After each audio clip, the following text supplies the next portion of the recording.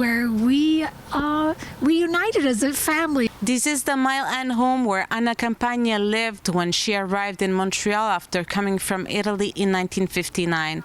Not far from here was Académie Saint-Georges, where Campagna, who was 9 years old at the time, and her two brothers, 8 and 10, had been enrolled by their father.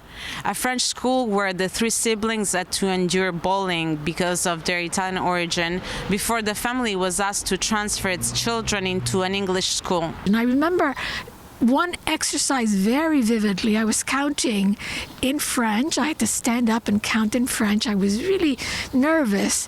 And I remember leaving out the number 6 in French. And she said, "Assis-toi, stupide Italienne." So sit down, stupid Italian. So this concept that Italians were going to take something away. And we felt really excluded. And for my brothers, life was even worse than for the girls. What people don't realize today was that during that era, if the children of immigrants who are not Catholic were directed by our education system to go to English schools.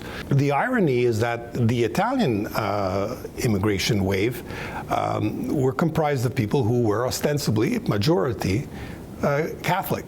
Campagna is only one of many Italians who immigrated to Quebec with their parents after the Second World War and were denied the opportunity to attend French Catholic schools, says Ralph Mastromonaco, who launched a petition asking the Quebec government to acknowledge what happened and express its regret. We were basically told, and I was one of them, that no, you're an immigrant, so you go to the English school. I think it's important that as Quebecers that we own all of our history, not just the selective excerpts, that we own our accomplishments, but that we also acknowledge our shortcomings. History professor Lucas Ola himself has come across many similar stories of prejudice and rejection.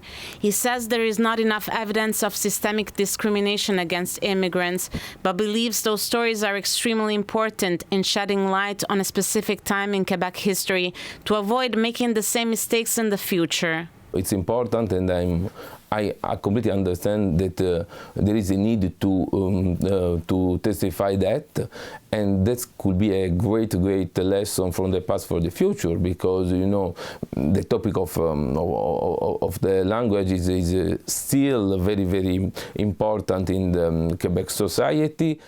In Montreal, Teresa Romano, Omni News.